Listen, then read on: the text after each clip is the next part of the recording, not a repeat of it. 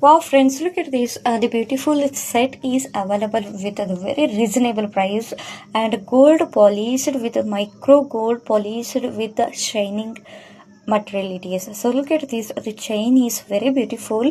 So this set is the 2-year warranty product with only 750 rupees the rate, the very reasonable price. So if you want to buy for your mother or else friends for you, please immediately contact me in the number.